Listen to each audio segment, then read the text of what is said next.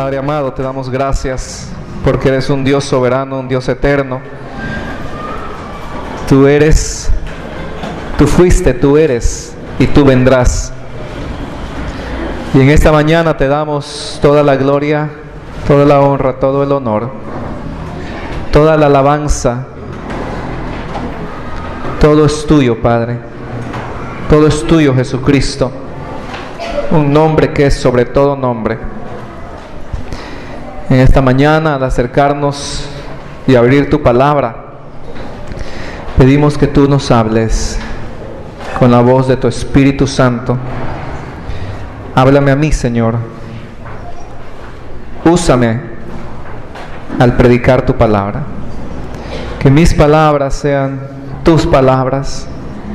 Yo solo soy un mensajero, solo soy un instrumento de las noticias que tú quieres para tu iglesia. Si entregamos esto en el nombre de Jesús. Amén. Vamos a abrir la Biblia, hermanos, en Apocalipsis capítulo 2. Apocalipsis capítulo 2. Qué bonitos los instrumentos. Me gustó mucho escuchar el piano junto con las guitarras, el violín.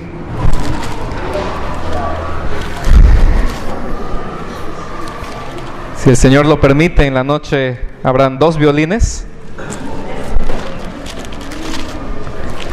Dios mediante, esta noche también los hombres estarán cantando.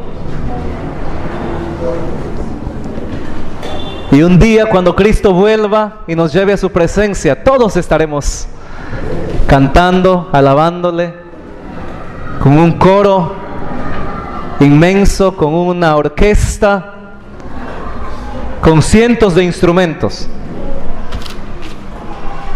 exaltando el nombre de nuestro Dios. Leamos Apocalipsis capítulo 2.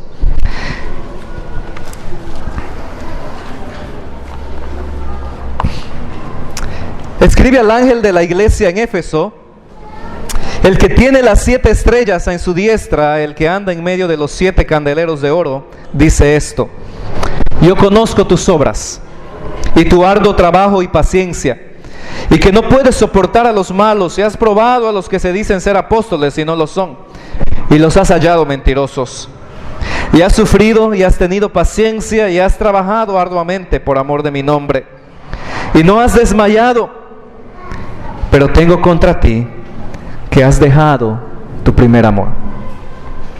Recuerda, por tanto, de dónde has caído, y arrepiéntete, y haz las primeras obras, pues si no, vendré pronto a ti, y quitaré tu candelero de su lugar, si no te hubieres arrepentido. Pero tienes esto, que aborreces las obras de los nicolaítas, las cuales yo también aborrezco. El que tiene oído, oiga lo que el Espíritu dice a las iglesias. Al que venciere le daré de a comer del árbol de la vida, el cual está en medio del paraíso de Dios. Si alguna vez te has mudado de ciudad, de pueblo, o si alguna vez te has mudado de distrito, seguramente has tenido que elegir una nueva iglesia a donde congregarte. Y sabes qué difícil es evaluar las iglesias y sus ministerios. Nosotros no, gracias a Dios, no hemos tenido que hacer eso, porque cada vez que nos mudábamos ya había una iglesia allí que conocíamos, a la cual nosotros nos uníamos. Pero si alguna vez has tenido que buscar una iglesia donde congregarte, entiendes que es difícil evaluar, analizar, aprender lo que esa iglesia enseña y los diferentes ministerios que esa iglesia tiene. Grandes y bellos edificios pueden hospedar a congregaciones moribundas. Y lo contrario también es cierto. Pequeños edificios, humildes localidades, pueden congregar a las congregaciones y las iglesias más vibrantes de nuestro tiempo. Muchas veces las iglesias más pequeñas a las cuales hemos asistido son las iglesias que cantan con más ánimo, son las iglesias que ofrendan con más amor, son las iglesias que prestan atención con más empeño a la predicación de la palabra de Dios. Y muchas veces las grandes iglesias con grandes edificios han perdido lo que aquí dice su primer amor. Solo la cabeza de la iglesia, que es Jesucristo, puede inspeccionar a cada iglesia. Y solo Él puede saber su verdadera condición. Aquí vemos en capítulo 2, capítulo 3, vemos a nuestro Señor Jesucristo como la cabeza de las iglesias, andando en medio de los candeleros de oro. La semana pasada hemos explicado que cada uno de estos candeleros, capítulo 1, versículo 20, nos explica que son representaciones de las iglesias. Cada una de las estrellas en la mano de Jesucristo son los ángeles o los mensajeros o los pastores que están a cargo de estas iglesias. Aquí vemos al Señor Jesucristo dando un examen de rayos X para cada congregación. Y este mensaje, hermanos, es para todas las iglesias. Mire aquí lo que dice capítulo 2, versículo 7. El que tiene oído, oiga lo que el Espíritu dice a las iglesias. Es un mensaje en plural. Si bien es cierto, esta primera parte que vamos a ver está específicamente escrita para la iglesia en Éfeso. Luego veremos lo que dice a la iglesia en Esmirna, luego en Pérgamo y en Tiatira, y así sucesivamente a las 7 iglesias. Cada uno de estos mensajes había sido escrito para ser leído en todas las iglesias. Así que el mensaje a Éfeso debía leerse en Éfeso, pero luego pasarse a Esmirna, a Pérgamo, a Tiatira, a Filadelfia, a la Odisea. Este era un mensaje para todas las iglesias. Capítulo 2, versículo 11, vuelve a repetir: el que tiene oído, oiga lo que el Espíritu dice a las iglesias. Versículo 17, el que tiene oído, oiga lo que el Espíritu dice a las iglesias. Hermanos, y estos mismos mensajes que estaban dedicados a iglesias específicas, pero también a todas las iglesias, están dedicadas para nuestra iglesia. Es un mensaje que nosotros también debemos recibir. Pero no solamente está hablando el Espíritu Santo a las congregaciones, también está hablando a individuos. Y aquí es donde tú y yo venimos a interesarnos en este mensaje. Porque lo que dice aquí, versículo 7, versículo 11, versículo 17, versículo 29 del capítulo 2, nos dice: el que tiene oído, oiga. Y si tú tienes oído, este mensaje es para ti. Oye y escucha el mensaje de la palabra de Dios. En primer lugar, vamos a ver a Éfeso, la iglesia desatendida. Éfeso, la iglesia desatendida. La congregación en Éfeso disfrutó de un liderazgo estelar. Si tú recuerdas, partes de la escritura mencionan que el apóstol Pablo fundó esta iglesia allí en Éfeso. Más adelante encontramos a Pablo comisionando a Timoteo, al gran siervo, al joven Timoteo, y entendemos que Timoteo fue el pastor en la iglesia de Éfeso por muchos años. Y no solamente Pablo y Timoteo, también el apóstol Juan mismo fue pastor en esta iglesia en Éfeso. Esta iglesia gozó de un liderazgo estelar. El Señor nos recuerda que Él está en control. Mira lo que dice aquí el versículo 1, capítulo 2, dice: el que tiene oído, escribe al ángel de la iglesia en Éfeso, el que tiene las 7 estrellas en su diestra. Cada vez que leamos una salutación a las diferentes iglesias, El apóstol Juan va a hacer una referencia al Señor Jesucristo, una referencia encontrada ahí en el primer capítulo del libro Apocalipsis, cuando tiene la visión del Señor Jesucristo. Y aquí vemos la primera referencia. En el capítulo 1 encontramos a Jesús andando en medio de los candeleros con 7 estrellas en su mano. Y aquí en el primer versículo, capítulo 2, la salutación es de esta misma manera. Dice: el que tiene las 7 estrellas en su diestra, el que anda en medio de los candeleros de oro, dice esto. En otras palabras, es Jesucristo el Señor quien tiene el control en las iglesias. Es Jesucristo el Señor el que tiene el control de las estrellas que están en las iglesias, o sea, de los pastores, de los mensajeros. Es muy fácil para iglesias volverse orgullosas y olvidarse que sus pastores y maestros son dones de Dios.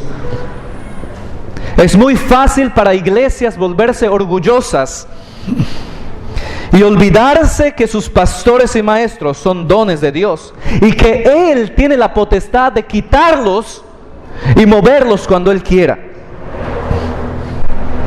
Algunas iglesias deben tener cuidado de solo adorar al Señor y no de adorar a sus pastores. Y eso es el mensaje primero que dice a la iglesia de Éfeso. Iglesia de Éfeso, ustedes han gozado de un gran liderazgo: Pablo, Timoteo, Juan. Pero ¿quién está en control de los líderes de la iglesia? ¿Quién está en control de las estrellas que brillan, de los mensajeros? ¿Quién? Cristo Jesús. Y Él pone y Él quita de acuerdo a su plan soberano. Así que, hermanos, el mensaje para nosotros es este: nosotros los pastores somos solamente siervos temporales, pero Cristo Jesús es el pastor eterno, y es a Él solamente a quien debemos alabar, a quien debemos adorar. Tú puedes venir con tus problemas a nosotros los pastores, y lo más que podemos hacer contigo es leer la Biblia y orar. Es lo más que podemos hacer, pero no podemos solucionar tus problemas. El único que puede solucionar tu problema es Jesucristo. El único que puede dar una luz más clara a tu situación es la palabra de Dios. El único que puede darte guianza y sabiduría es el Espíritu Santo. Tú estás bienvenido a visitarnos, tú estás bienvenido a orar con nosotros, estás bienvenido a leer la palabra con nosotros, pero es todo lo que podemos hacer. Somos hombres igual que tú, somos temporales, somos pasajeros. Quien se merece toda la gloria, toda la honra es nuestro Señor Jesucristo, y a Él nos acercamos, a Él venimos, porque Él es el que camina en medio de su iglesia. Y encontramos aquí, hermanos, la aprobación que Cristo Jesús hace para la iglesia de Éfeso. Vemos aquí que dice: yo conozco tus obras, tu arduo trabajo y paciencia, y que no puedes soportar a los malos, y has probado a los que se dicen ser apóstoles y no lo son, y los has hallado mentirosos. Esta es una iglesia que es servicial en la obra de Dios. Qué bonito, hermanos, estar en una iglesia que es servicial. Hermanos, vamos a salir a ganar almas hoy a las 3. Toda la iglesia está aquí. Hermanos, vamos a ir a visitar a los enfermos hoy a las 3. Toda la iglesia que puede estar aquí. Hermanos, vamos a dar donaciones para los que tienen necesidades económicas. Toda la iglesia está lista. Hermanos, vamos a salir a marchar en favor de la vida, en contra del aborto. Toda la iglesia está lista. Hermanos, vamos a tener una vigilia. Toda la iglesia está servicial en la obra del Señor. Esta era una iglesia sacrificada. Cuando dice aquí: yo conozco tu arduo trabajo, quiere decir que era una iglesia sacrificada. Es una iglesia cuando hay una necesidad.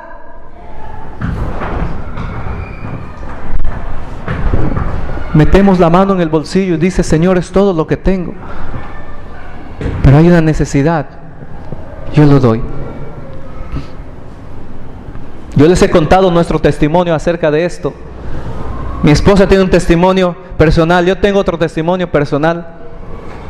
Cuando nosotros estábamos viviendo por la estación de Matelini, habíamos tenido un culto aquí y nuestra hermanita Hermelinda, que está en la presencia del Señor, fiel a todos los cultos. En esa ocasión mi esposa no había venido, ni los niños, había venido yo solo, y solo tenía un sol para pagar el autobús de regreso. Cuando la hermanita se iba, yo sentí que el Espíritu Santo me decía: dale ese sol para que ella vaya en motocar a su casa. Y yo decía: Señor, pero este es el único sol que tengo para regresar a mi casa. Yo vivo más lejos. Y había una lucha en mí. ¿Y qué creen que yo hice? No le di el sol. Yo ese día no le di el sol a nuestra hermana Hermelín. Terminó el culto, ella se fue. No sé cómo se fue, pero se acerca el hermano Richard Martínez y me dice: pastor, le invito a comer. Bueno, amén. Y nos fuimos con él y otros, un grupito. Y después de comer, él me llevó a mi casa. Cuando me estoy sacando el saco, ¿no? Me estoy cambiando, meto la mano en el bolsillo y encuentro el sol allí. Y el Espíritu Santo pone convicción en mi corazón: ese sol no era tuyo. Si tú le dabas el sol a la hermana, yo te iba a traer a casa de todos modos.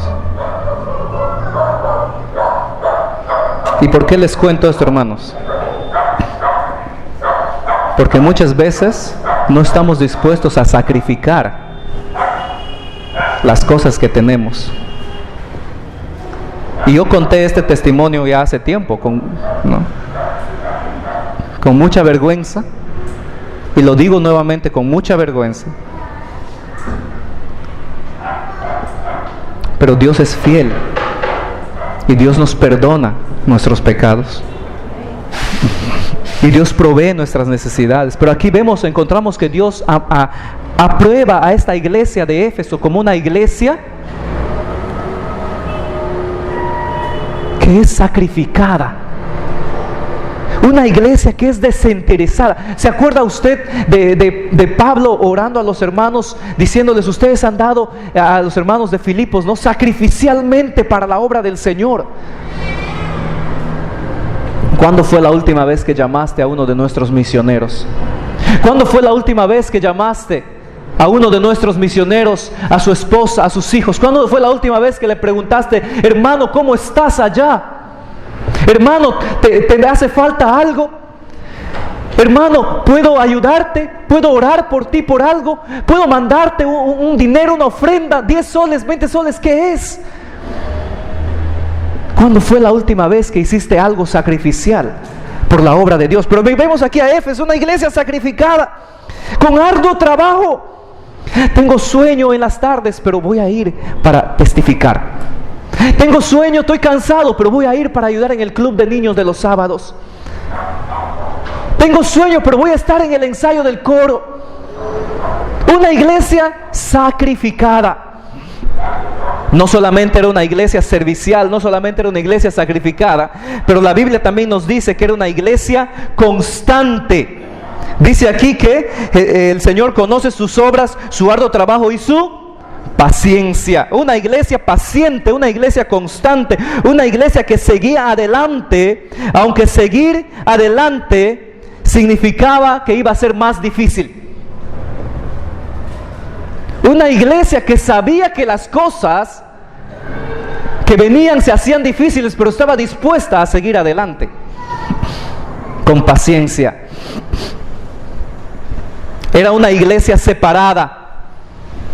Versículo 2 nos sigue diciendo que no puedes soportar a los malos y has probado a los que se dicen ser apóstoles. Una iglesia separada de hermanos en desobediencia, una iglesia separada de falsos maestros. que examinaban con cuidado a los ministros visitantes.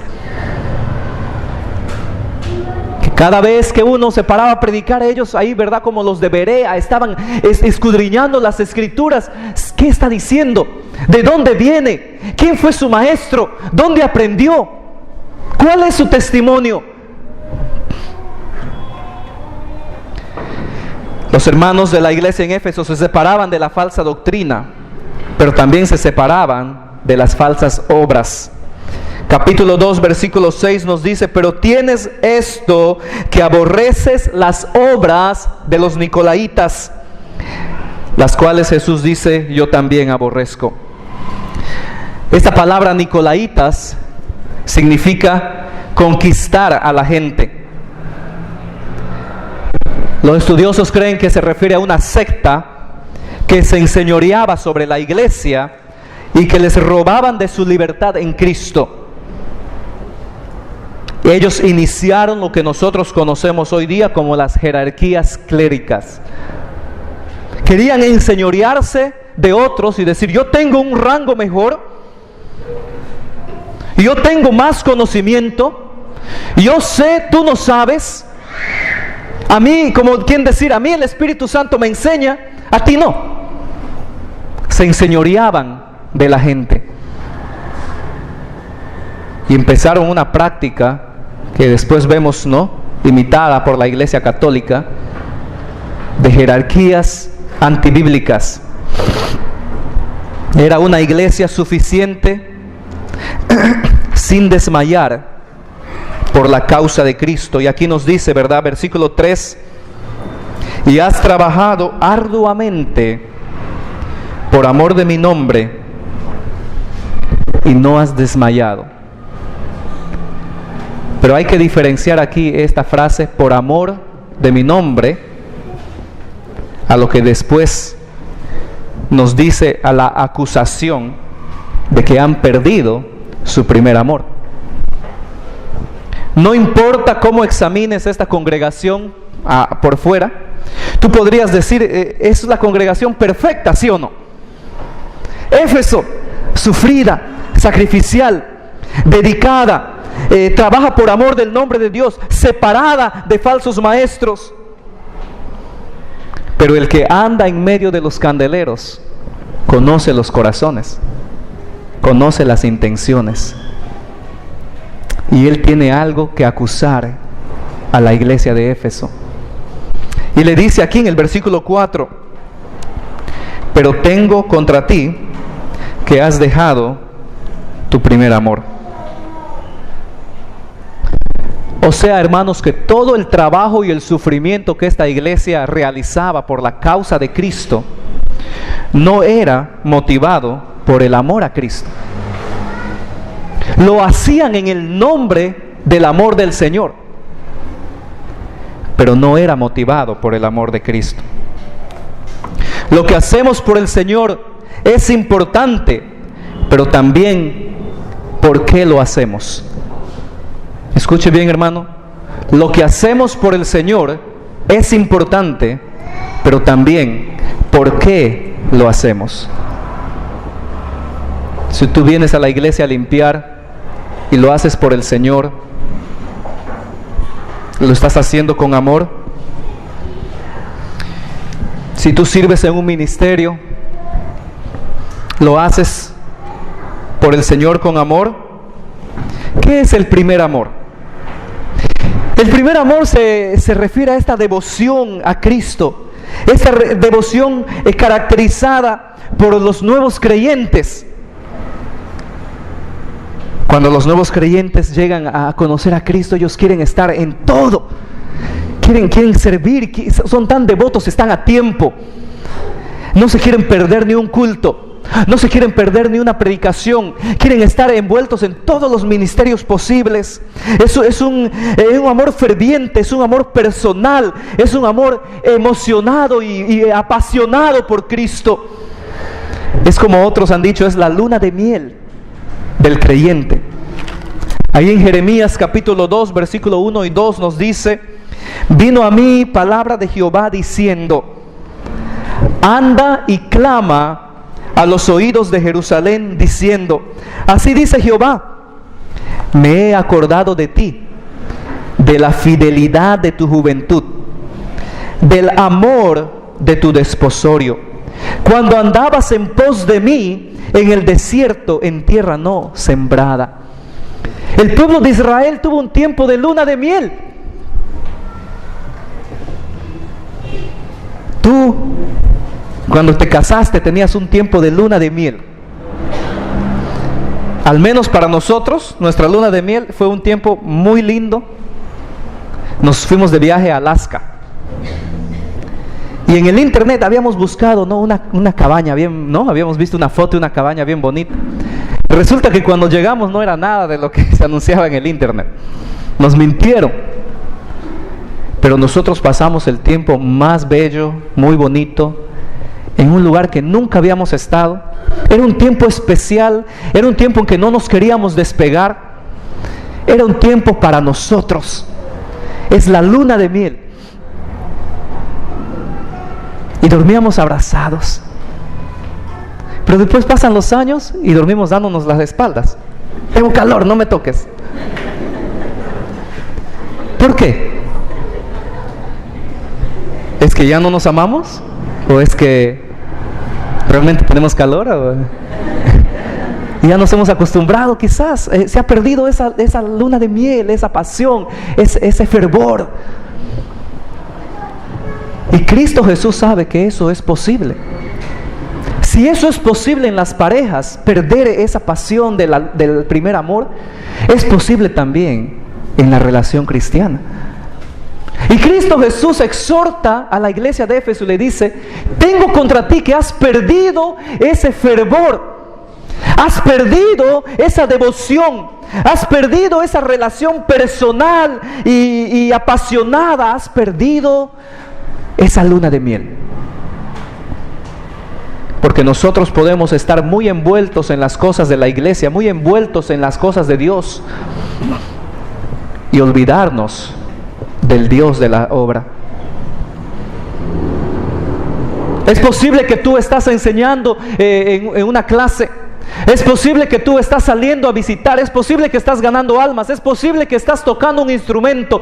Es posible que estás cantando en el coro. Pero es posible que tampoco tengas una relación con Cristo Jesús, personal y verdadera. Es posible que has dejado de leer tu Biblia. Es posible que has dejado de orar en comunión a Cristo. Es posible que has dejado de meditar en la palabra de Dios. Y has perdido tu primer amor. Los creyentes estaban tan ocupados manteniéndose separados de los falsos maestros, que negaron la adoración a Cristo Jesús. Nuestro amor por Él debe ser puro.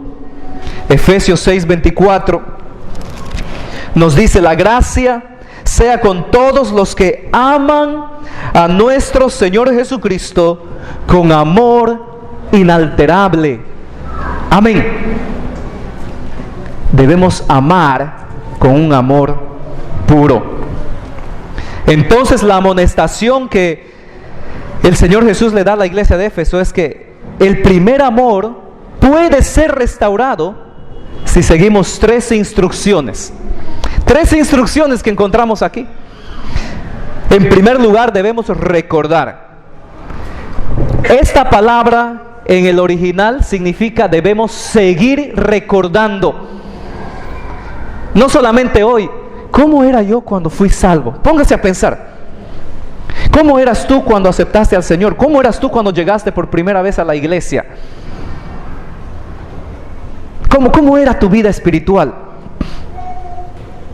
Pero cuando salgas de este culto te vas a olvidar de este pensamiento. No es a eso lo que se refiere. Cuando la Biblia dice aquí que debemos recordar, es que debemos recordar constantemente cómo era nuestro amor a Cristo en el principio. Debemos seguir recordando lo que hemos perdido y cultivar un deseo de restauración. Número 2, debemos arrepentirnos. El Señor le dice a la iglesia: arrepiéntete. Y arrepentirse significa cambiar de mente. Si el año 2015 tú eras infiel en la iglesia, Si el año 2015 tú no eras constante en la noche de oración, si el año 2015 tú dejaste de leer la Biblia, si el año 2015 tú dejaste de orar, ahora arrepiéntete, cambia de mente, cambia de parecer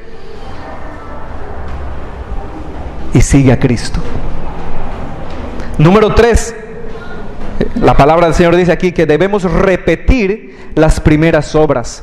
¿Y cuáles son aquellas primeras obras, hermanos? Creo que son las cosas esenciales de la vida cristiana.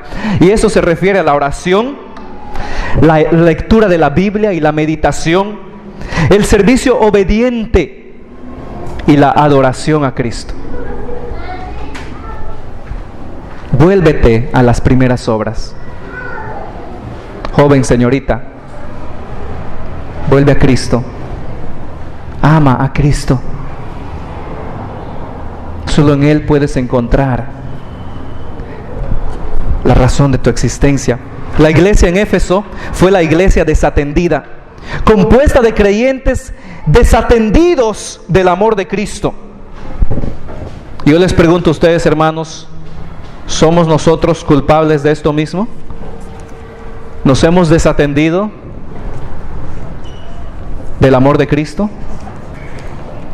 Nos hemos concentrado tanto en leer, en llenar nuestra cabeza de conocimiento. Nos hemos concentrado tanto en ocuparnos en hacer cosas, y hemos descuidado lo esencial y lo básico de la oración, la meditación, la obediencia y la adoración. Hermanos, sigamos leyendo la palabra de Dios, versículo 8. El mensaje a Esmirna. Describe el ángel de la iglesia en Esmirna, el primero y el postrero, el que estuvo muerto y vivió, dice esto.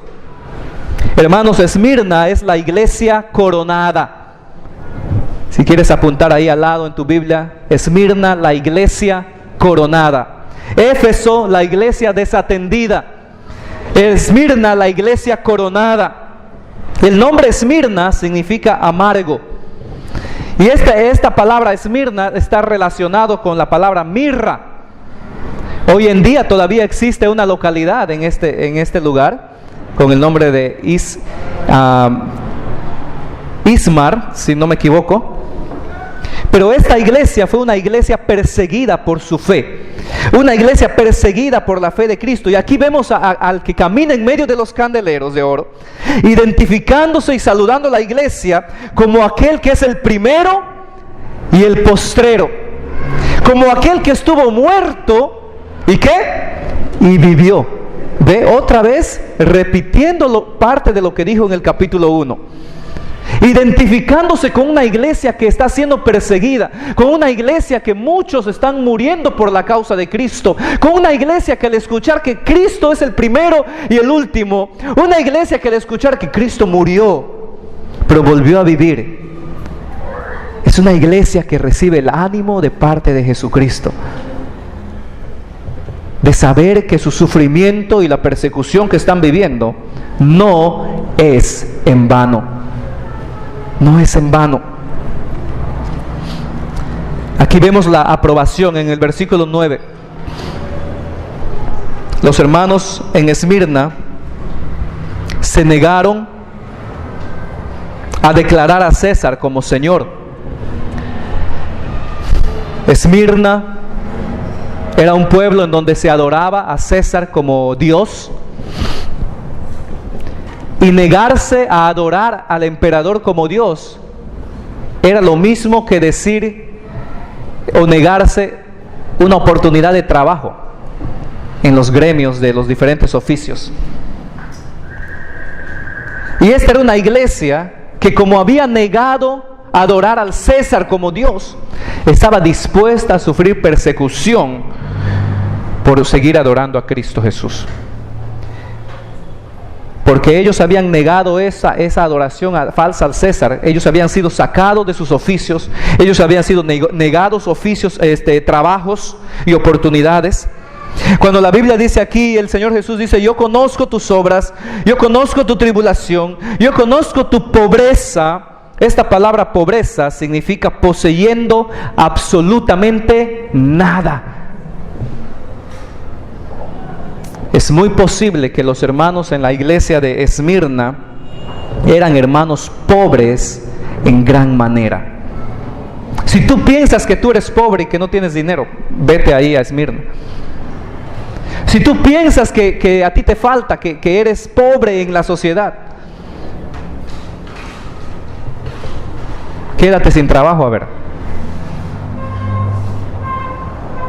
Es posible que estos hermanos eran hermanos que andaban descalzos, en trapos, con muchas necesidades, porque no tenían oportunidades de trabajo, porque se habían negado a adorar al César como Dios.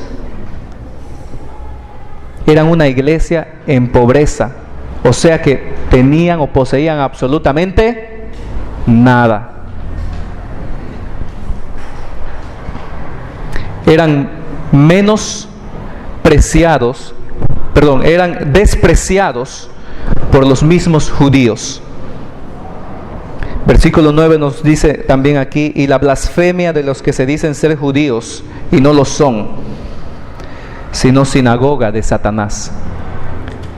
¿A qué se refiere esto, hermanos? Creo que había una gran comunidad judía en este pueblo, pero los mismos judíos eran permitidos no adorar al César por su religión, y ellos mismos menospreciaban también a los cristianos. Entonces los cristianos de Esmirna estaban siendo menospreciados por el gobierno, menospreciados por los judíos. Y aquí la palabra del Señor Jesucristo dice, es fuerte cuando dice la sinagoga de Satanás. Existía una sinagoga judía allí en el pueblo de Esmirna, pero no era una sinagoga que adoraba a Jesucristo, porque aquel que no adora a Jesucristo, aquel que se constituye en amigo del mundo, se constituye en enemigo de Dios. Y para Dios esta sinagoga en la cual no adoraban a Jesús, era considerada la sinagoga de Satanás. Versículo 10 nos sigue diciendo: no temas nada, es la amonestación. No hay palabras de acusación para esta iglesia. No tenían la aprobación del hombre, pero tenían la alabanza de Dios. No temas nada. Algunos serían juzgados como traidores por Roma, pero su tribulación no sería larga. Esta frase que dice, aquí dice: no temas nada en lo que vas a padecer. He aquí el diablo echará a algunos de vosotros en la cárcel para que seáis probados, y tendréis tribulación por 10 días. Esta frase 10 días significa un tiempo corto. Tú lees ahí 2 de Corintios 6:10. 2 de Corintios 6:10. Como entristecidos. Perdón.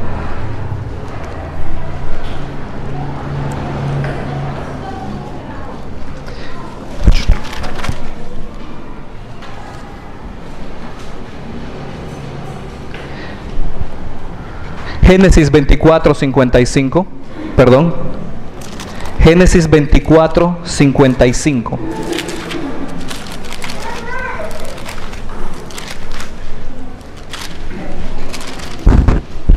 Hay una referencia a los 10 días. Entonces respondieron sus hermanos y su madre: espere la doncella con nosotros a lo menos 10 días y después irá. Una referencia a un tiempo corto. Hechos 25:6. Hechos 25:6 también es una referencia a los 10 días como algo corto. Nos dice: Pablo dijo: ante el tribunal de César estoy, donde debo ser juzgado. A los judíos no les he hecho estoy leyendo otro versículo.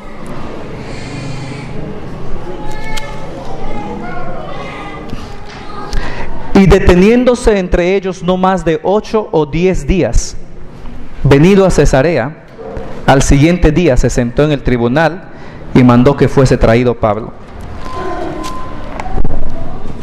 Entendemos que la tribulación que los cristianos padecemos aquí en este mundo es una tribulación momentánea. Es una tribulación pasajera. Y el ánimo, la amonestación que el Señor Jesucristo le da a la iglesia ahí en Esmirna es que van a padecer, pero no deben tener miedo, porque padecerán por poco tiempo. Y Él les promete la corona de la vida. La corona de la vida que es dada al ganador en los juegos anuales. Y Esmirna era una ciudad que participaba en los juegos anuales en ese entonces. Esmirna entendía, los hermanos en Esmirna entendían con claridad el significado de recibir una corona ganadora para aquellos que llegaban a la meta final en los juegos. Y ellos entendieron el mensaje cuando Jesucristo les dice aquí: van a recibir una corona, la corona de la vida. Cuesta, hermanos, ser creyentes dedicados. En algunos lugares más que en otros. Cuesta ser creyentes dedicados. Mientras que crece la presión de los últimos tiempos, también crece la persecución. Y usted y yo debemos estar listos. Tú y yo debemos estar listos para lo que está viniendo. Hermanos, estoy convencido de que no nos queda mucho tiempo. Estoy convencido de que no tenemos mucho tiempo para seguir evangelizando. No tenemos mucho tiempo más para estar en esta tierra. Despiértate tú que duermes, levántate de los muertos y te alumbrará Cristo. Es muy difícil ser cristianos dedicados. Cuesta ser cristianos dedicados en algunos lugares más que en otros. ¿Usted cree que nuestros hermanos en la sierra andan en autobús para llegar a la iglesia o andan en motocar para aquí y por allá? ¿Usted cree que nuestros hermanos en la selva andan en sus carros para ir a la iglesia todos los domingos y tienen su aire acondicionado en sus iglesias allí, en un lugar bien caluroso? ¿Usted cree que nuestros hermanos en Singapur, en África, en Asia, tienen sus sillas acolchonadas y están cómodos para escuchar la predicación? ¿Usted cree que ellos no trabajan sin cansancio día y noche para sostener a sus familias, pero aún así caminan kilómetros y kilómetros y horas para llegar a una reunión evangelística, para llegar a una reunión de adoración? Cuesta ser cristianos dedicados. Pero quizás a ti no te cuesta y tú vienes a la iglesia cuando quieras. No, hoy día voy a la playa, hoy no tengo ganas de ir a la iglesia. No, hoy día voy a ir al cine. Es domingo, pero ¿qué importa que sea el día del Señor? Es mi día. Tantos días que hay en la semana para hacer tantas cosas, no estamos dispuestos a dar el día domingo completamente al Señor. Y nuestros hijos crecen viéndonos que no le damos la importancia de vida al Señor Jesucristo. Y luego nos preguntamos cuando llegan a la adolescencia, ¿por qué es que no quieren servir al Señor? Y luego nos preguntamos por qué es que dejan la iglesia. Y luego nos preguntamos por qué es que no son fieles, por qué es que se enamoran de muchachos o muchachas que no son cristianos. Porque nosotros les hemos enseñado desde pequeños a no amar a Cristo, a que el ser cristiano no necesita ser sacrificial, a que el ser cristiano no necesita ser dedicado completamente. Hermanos, discúlpenme, yo no quiero regañarles, yo no sé la vida de ustedes, pero este es el mensaje que leemos aquí. Cuesta ser cristianos, para muchos más que otros. Pero yo me pregunto si realmente para nosotros aquí en la iglesia de Tupac nos está costando ser cristianos, o la estamos llevando fáciles porque estamos viviendo como el mundo vive. Hermanos, sigamos leyendo la palabra del Señor. Versículo 12 nos dice: y escribe al ángel de la iglesia en Pérgamo: El que tiene la espada aguda de 2 filos dice esto. Otra vez una referencia al capítulo 1, la descripción de Jesucristo. Jesucristo se presenta como un personaje que de su boca sale una espada de 2 filos. Versículo 13 dice: yo conozco tus obras y dónde moras, dónde está el trono de Satanás, pero retienes mi nombre y no has negado mi fe, ni aun en los días en que Antipas, mi testigo fiel, fue muerto entre vosotros, donde mora Satanás. Pero tengo unas pocas cosas contra ti, que tienes ahí a los que retienen la doctrina de Balaam, que enseñaba a Balac a poner tropiezo ante los hijos de Israel, a comer de cosas sacrificadas a los ídolos y a cometer fornicación. Y también tienes a los que retienen la doctrina de los nicolaitas, la que yo aborrezco. Por tanto, arrepiéntete, pues si no, vendré a ti pronto y pelearé contra ellos con la espada de mi boca. El que tiene oído, oiga lo que el Espíritu dice a las iglesias. Al que venciere daré a comer del maná escondido, y le daré una piedrecita blanca, y en la piedrecita escrito un nombre nuevo, el cual ninguno conoce sino aquel que la recibe. Pérgamo, hermanos, la iglesia infiel. Pérgamo, la iglesia infiel. Pérgamo, llamada la más grande de las ciudades en Asia Menor. Ellos fueron los primeros en tener un templo dedicado al César y al culto del César, del emperador romano. En esta ciudad grande de Pérgamo también había un templo al dios Aesculapios, no sé si lo pronuncié bien, Aesculapios, que era el dios de la sanidad o el dios de la medicina. Y el símbolo del dios de la medicina era una serpiente enroscada en un palo. El mismo símbolo que la Biblia da a Satanás, una serpiente. Lo que sí sabemos, no sabemos exactamente qué clase de culto, pero sabemos que era un culto completamente pagano. Y el mismo Señor Jesucristo dice que ese es el lugar donde mora Satanás. Porque donde hay idolatría, ahí está el diablo. Donde hay inmoralidad, ahí está Satanás, el diablo. Vemos aquí en el versículo 13 que hay aprobación para esta iglesia. Era una iglesia que también sufrió persecución. ¿Por qué? Porque cuando los hermanos no quieren sacrificar a los ídolos falsos para tener trabajo, ellos son rechazados de los trabajos. Porque un requisito para poder ser parte de lo que nosotros hoy día llamamos una asociación de trabajadores, tiene otro nombre, un sindicato. Si tú querías ser parte del sindicato de pescadores, tenías que hacer ofrenda al patrón, ¿verdad? Igualito que hoy. Si tú quieres ser parte del sindicato de albañiles, para que recibas los beneficios, tienes que hacerle tu rezo a no sé quién, ¿no? ¿Quién es patrón?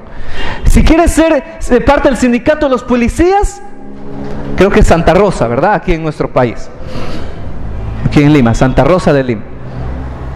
Pero aquellos hermanos cristianos que habían entendido la palabra de Dios, que decían: no, yo no puedo ofrecer sacrificio a los ídolos, entonces no puedes pertenecer al sindicato.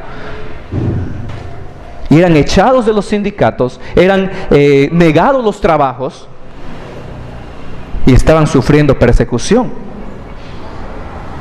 Y aquí vemos a Cristo representado como alguien que viene con una espada aguda. La espada también era el símbolo del procónsul romano. Pero hermanos, es más importante que la iglesia tema la espada de Cristo a que tema la espada de Roma.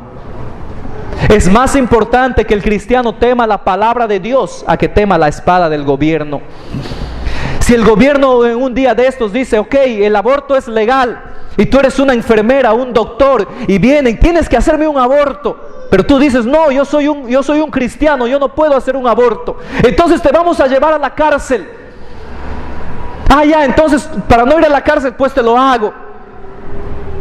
No, es mejor temer la espada de Cristo que la espada del gobierno.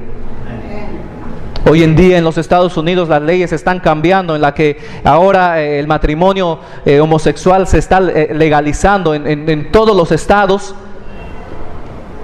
Y ahora estas parejas homosexuales están yendo al propósito a las iglesias cristianas a querer ser casados por los ministros cristianos, porque saben que ellos se los van a negar, saben que ellos no se lo van a aprobar. Y en el momento que ellos se niegan, ellos van a ser acusados en contra del gobierno y muchos pastores van a ser llevados a la cárcel. Pero la iglesia presbiteriana en los Estados Unidos ha hecho lo contrario. La iglesia presbiteriana ha aceptado casar a homosexuales. ¿Por qué? Porque no quieren tener oposición con el gobierno. Quieren ser amigos del mundo, quieren ser amigos del gobierno, quieren ser amigos. Hay que aceptar a todos.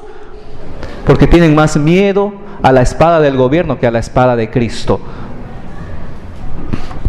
Hermanos, aquí vemos que Cristo está animando, está aprobando a la iglesia de Pérgamo en esto. Ustedes han sufrido persecución, pero recuerden que deben temer más a la espada de aquel que tiene la espada de dos filos en su boca que a la espada del procónsul romano. Pero hermanos, en versículos 14 y 15 hay una acusación. Había un grupo de infieles que se infiltró en la congregación y Cristo odiaba sus doctrinas y sus prácticas. Aquí se menciona la doctrina de Balaam. Si tú lees el libro de Números capítulos 22 al 25, vas a encontrar la historia de Balaam, un profeta que fue contratado por Balac para maldecir al pueblo de Dios. Y Balaam viene en contra de la voluntad de Dios para maldecir al pueblo de Dios, pero sale bendición de su boca. Pero ¿saben qué? ¿Saben qué hace Balaam? Después que él se retira, él todavía recibe el dinero y aconseja a Balac, le dice: Balac, hazte amigo de los israelitas, manda a tus hijas mal vestidas, mándalas en sus bikinis que se acerquen a los muchachos israelitas. Mándales que se hagan amigos con tus hijos, que se casen, que forniquen, que adoren a tus dioses. Eso a Dios le va a enojar y Dios los va a maldecir, Dios los va a castigar, mejor dicho. No, Dios no maldice al que ha bendecido, pero Dios castiga a su hijo que ama. Me rectifico en eso. Y Balaam aconseja esto a Balac. Y nosotros sabemos 24,000 hombres cayeron ese día en el desierto por castigo de Dios. Porque ciertamente este rey y empezaron a hacer amistades, empezaron a distraer al pueblo de Dios. Y esta misma clase de mentalidad se había infiltrado en la iglesia en Pérgamo. Habían entrado ciertos infieles, ciertos falsos cristianos a la iglesia y estaban empezando a jalar a los jóvenes. Estaban empezando a decir: no te preocupes en rendirle una ofrenda a este Dios. No te preocupes, solo hazlo para que tengas trabajo. Después todavía puedes ir a tu iglesia. No te preocupes con vestirte así. No te preocupes con escuchar esta música. No te preocupes con ir a la discoteca el sábado. El domingo igual vienes y te arrepientes. No te preocupes. No te preocupes en ser infiel a tu esposa. No te preocupes en ser malcriado con tu esposo. No te preocupes en desobedecer, en mentirle a tu papá, a tu mamá.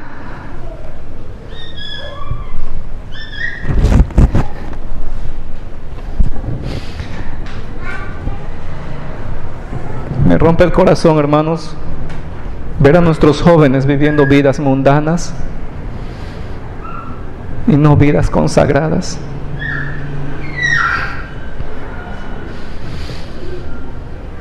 Y luego nos preguntamos por qué.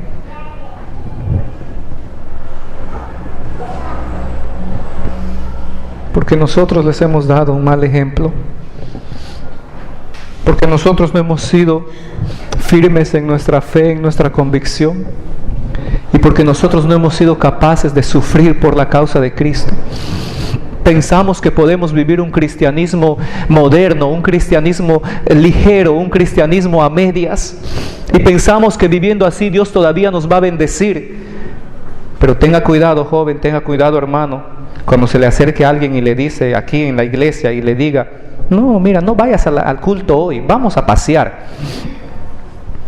O no vayas, no hagas caso a tus padres, no te envuelvas en el ministerio, no leas tu Biblia. ¿Para qué vas a leer la Biblia? Lee este libro más bien, vamos a ver esta película. Yo les he dicho antes, yo no estoy en contra de las películas, buenos libros, buenas músicas que ustedes puedan escuchar.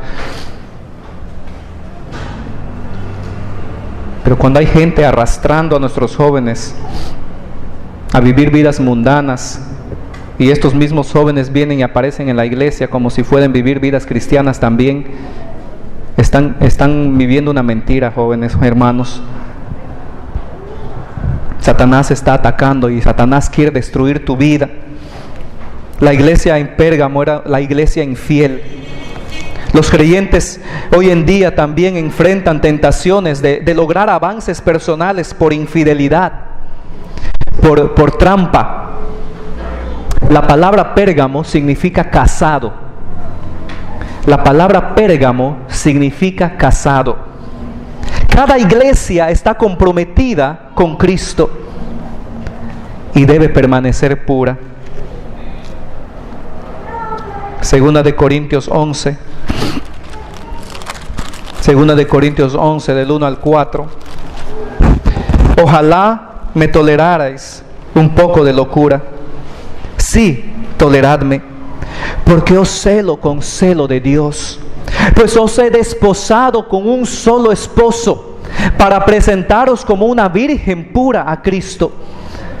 Pero temo que como la serpiente con su astucia engañó a Eva, vuestros sentidos sean de alguna manera extraviados de la sincera fidelidad a Cristo. Porque si viene alguno predicando a otro Jesús que el que os hemos predicado, o si recibís otro espíritu que el que habéis recibido, u otro evangelio que el que habéis aceptado, bien lo toleráis.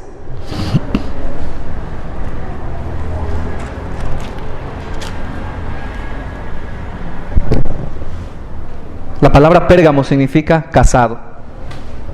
Dios quiere que nosotros, su iglesia, estemos casados con Él, comprometidos con Él y solo con Él.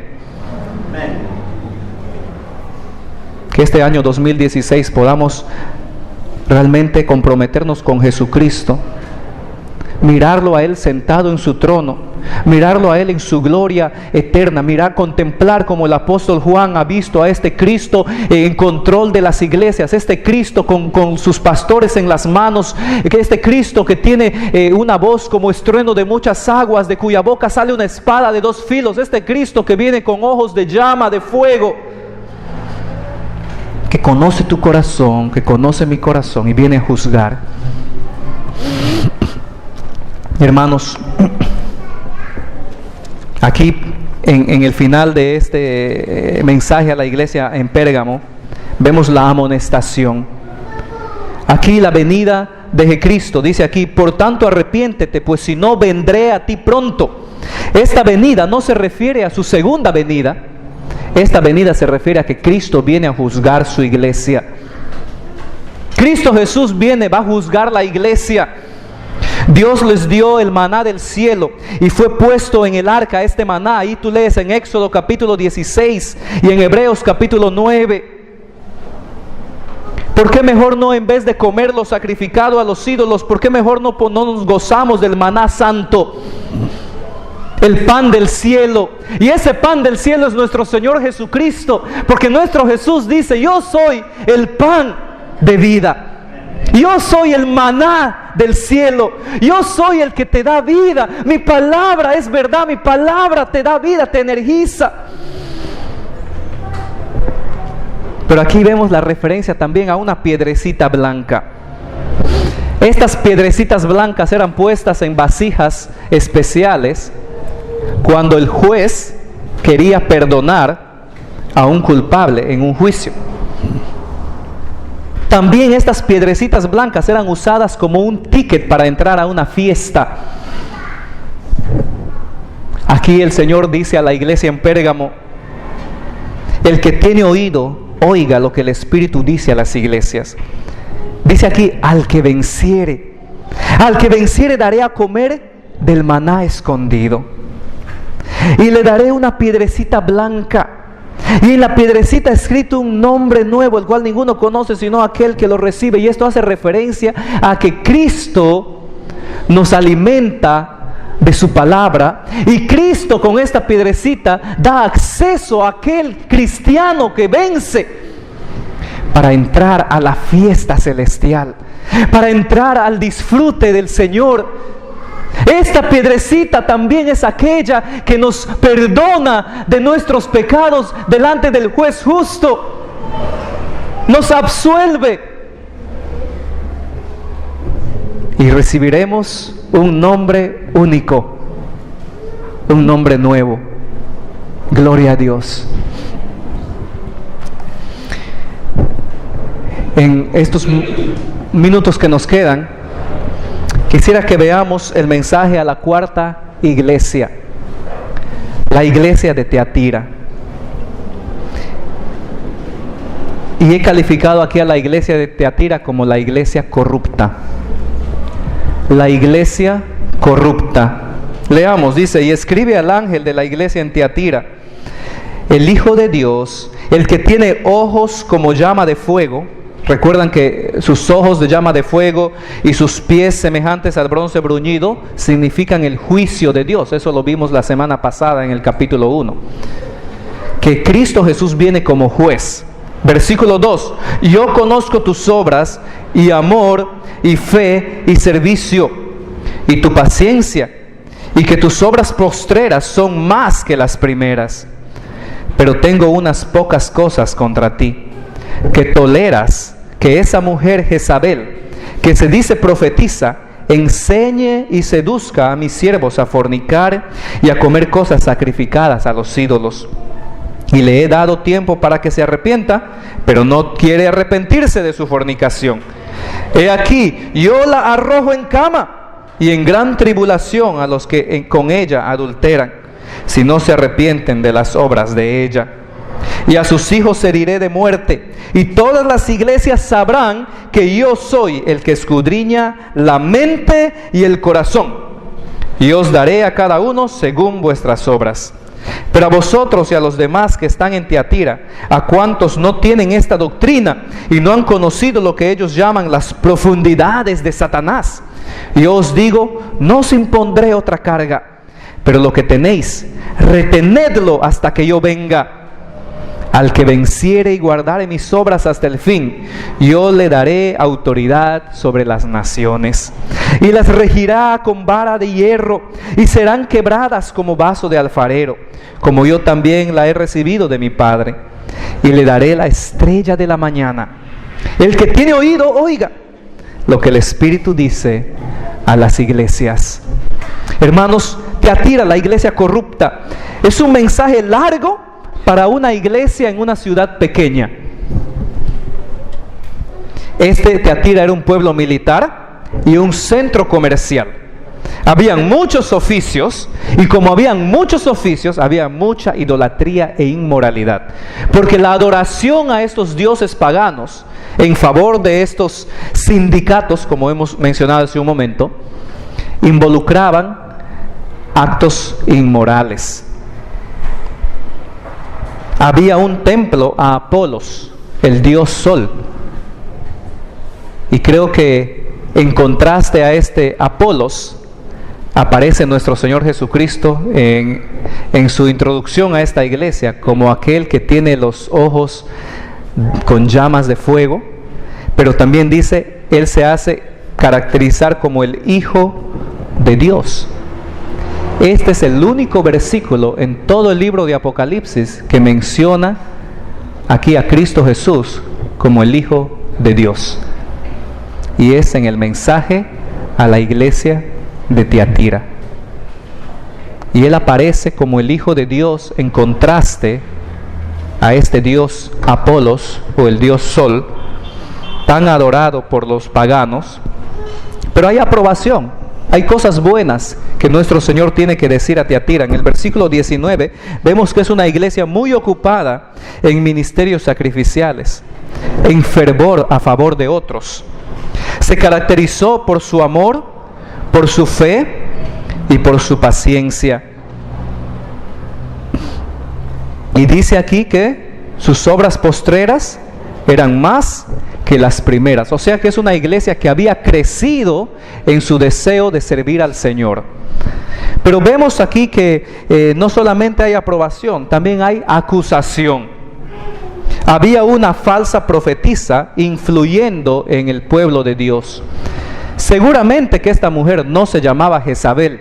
Seguramente que la mención de que esta mujer es Jezabel es solamente una comparación que el apóstol Juan está haciendo a esta mujer con la mujer Jezabel del Antiguo Testamento. Jezabel fue muy parecida, la doctrina de Jezabel es muy idéntica a la doctrina de Balaam.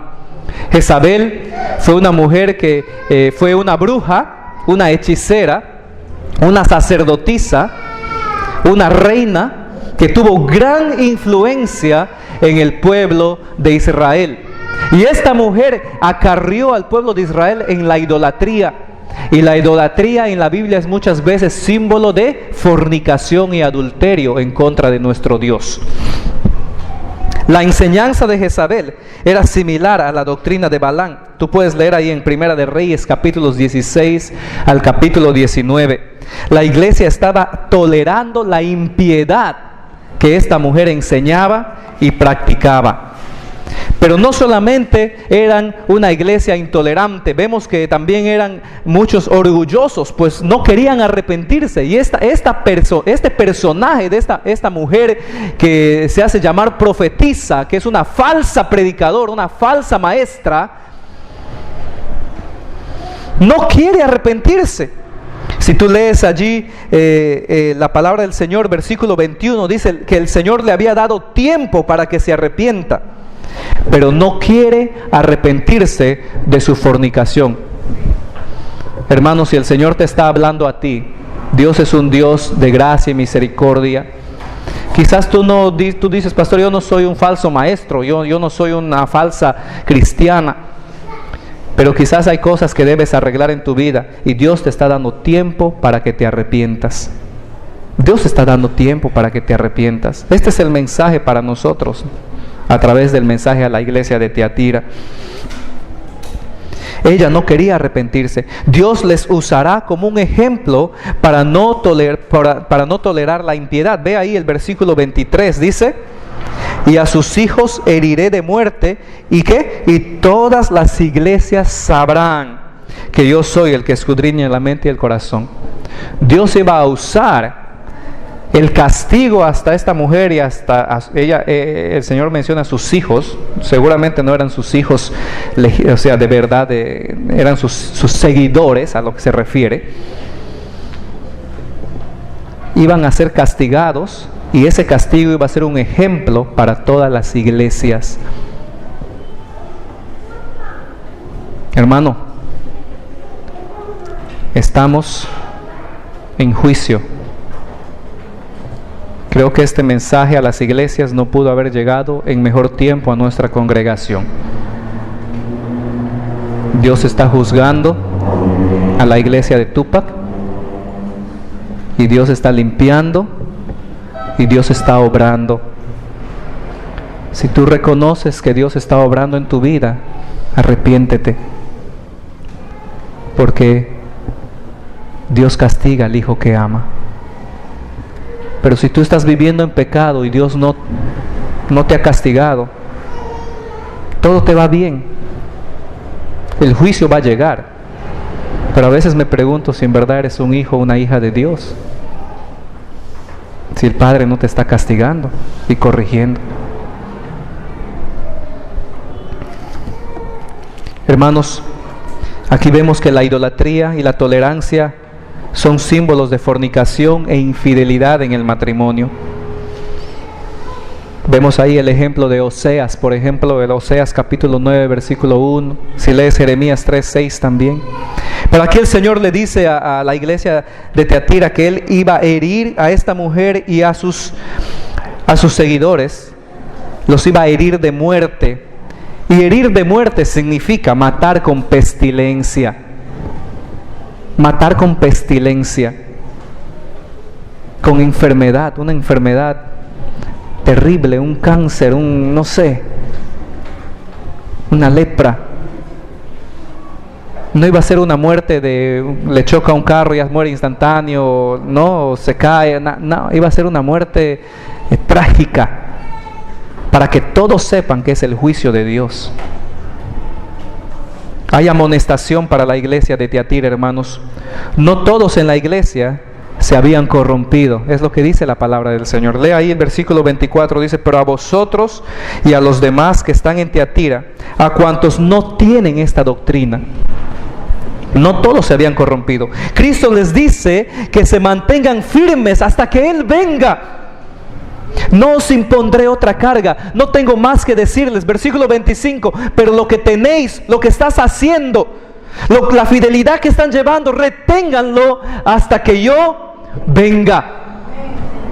Hermano, decía a los hombres hoy día, la palabra del Señor dice: el que es injusto, siga siendo injusto. Pero si tú estás viviendo en santidad, mantente en santidad hasta que Cristo venga. No te des por vencido, no pienses, pero en vano yo estoy viviendo en santidad, en vano yo estoy haciendo todas las cosas que la Biblia dice. Pastor Richard predicó del Salmo 73 la semana pasada. Por poco se deslizaron mis pasos, cuando vi la prosperidad del impío, pero cuando entré a la casa del Señor entendí el fin de ellos, dice el salmista. Hermano, es posible que aquí en nuestra iglesia hay gente que está viviendo en pecado. Es posible que aquí en la iglesia hay gente que está viviendo medio. Es posible que aquí en la iglesia hay gente que está prosperando mucho, no le pasa el juicio de Dios, no llega a su vida. Y tú piensas, pero ¿por qué ellos pueden seguir haciendo así? Yo que vivo en santidad, en integridad, las cosas no me salen muy bien. Hay persecución, hay dificultades, hay problemas en mi familia. Mantente en santidad hasta que Cristo venga. Es el mensaje para ti.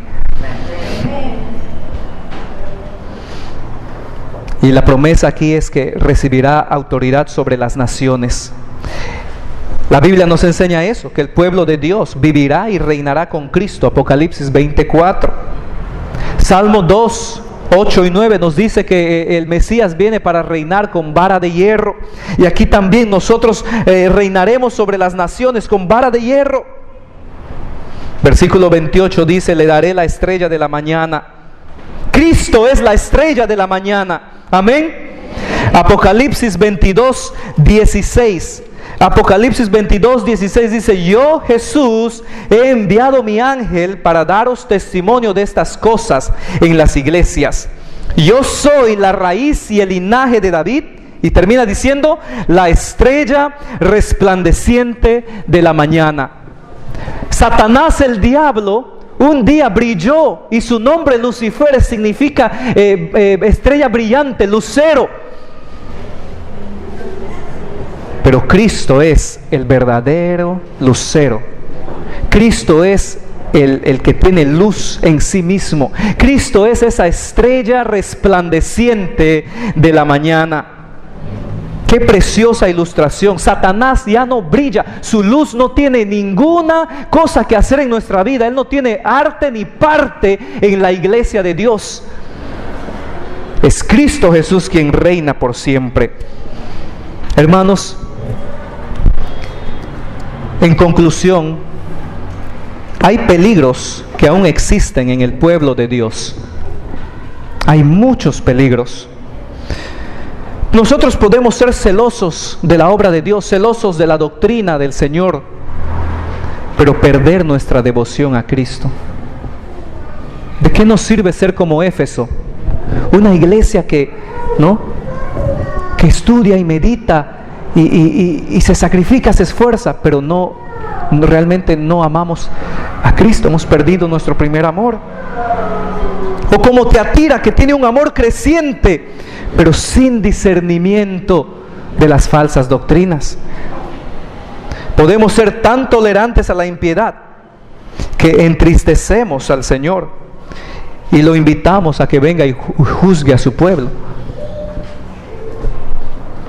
Esmirna, Cristo los ve los corazones. Él ve los corazones de la iglesia. Esmirna, siendo la iglesia más pequeña, la iglesia más pobre económicamente, es la iglesia más rica en los ojos de nuestro Señor. ¿Con qué iglesia te identificas tú? No debemos juzgar al pueblo de Dios por los estándares incorrectos. Debemos juzgar al pueblo de Dios por los estándares de la Biblia. A veces menospreciamos a nuestros hermanos, pero no sabes que tal persona es un hombre de fe, una mujer de oración. Dios conoce los corazones. Dios te conoce a ti, Dios me conoce a mí. Con excepción de Esmirna, Dios exhorta a todas las iglesias a arrepentirse. El que tiene oídos, oiga lo que el Espíritu dice a las iglesias. No sé exactamente qué es lo que el Señor te ha hablado en esta mañana, pero no me cabe duda que el Espíritu Santo te ha hablado. ¿Oirás la voz del Espíritu Santo? ¿Harás caso o ignorarás? Oremos al Señor, inclinemos nuestros rostros y mientras la música toca suavemente y mientras estamos en actitud de oración, quiero invitarte, hermano, hermana, joven, señorita, conságrate al Señor, entrega tu vida y tu corazón. Tú me puedes engañar a mí, tú le puedes engañar a tus padres, esposo, quizás tú le puedes engañar a tu esposa, pero al que camina entre los candeleros no le puedes engañar. Y Él viene con ojos de fuego, con una espada de 2 filos. Pídele perdón al Señor ahí donde estás. Solo voy a hacer una invitación para aquellos que no han aceptado a Jesús como Señor y Salvador. Si tú nos estás visitando en esta mañana y nunca has aceptado a Jesús como Señor y Salvador y te gustaría hacerlo, ¿por qué no levantas tu mano allí donde estás? Me gustaría orar por ti. Alguien quisiera decir: pastor, ora por mí, yo quiero conocer más del Evangelio, quisiera llegar a ser un cristiano, una cristiana, un seguidor de Jesús. Quiero que cuando Cristo venga por su iglesia, que Él no venga a juzgarme, pero que Él venga a premiarme, que cuando Él venga, que yo me vaya con Él.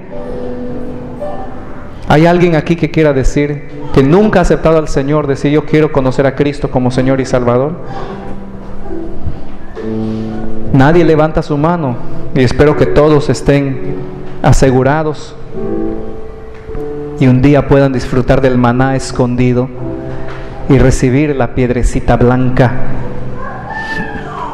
Pero hermano, hermana, si tú no estás viviendo en comunión con Cristo, recuerda de dónde has caído, arrepiéntete y vuelve a hacer las primeras obras. Padre, tú conoces nuestros corazones, tú conoces nuestras luchas. Te pedimos perdón porque te hemos sido infieles. Hemos estado viviendo un cristianismo a medias. Hemos estado pensando que podemos vivir agradando al mundo, agradando a nuestra carne, agradando a nuestros ojos, y al mismo tiempo agradarte a ti. Este mensaje del libro de Apocalipsis nos dice que he aquí tú vienes pronto. He aquí tú vienes pronto. He aquí tú vienes pronto. Y el mensaje es para nosotros estar listos, preparados para tu venida. Iglesia de Tupac, ¿están listos para el encuentro con su Dios? Iglesia de Tupac, hermano, hermana, ¿estás listo? ¿Estás lista para el juicio de Dios? Señor, ten misericordia de nosotros. Te entregamos nuestra vida, nuestro corazón una vez más, en el nombre de tu Hijo Jesús. Amén. Amén.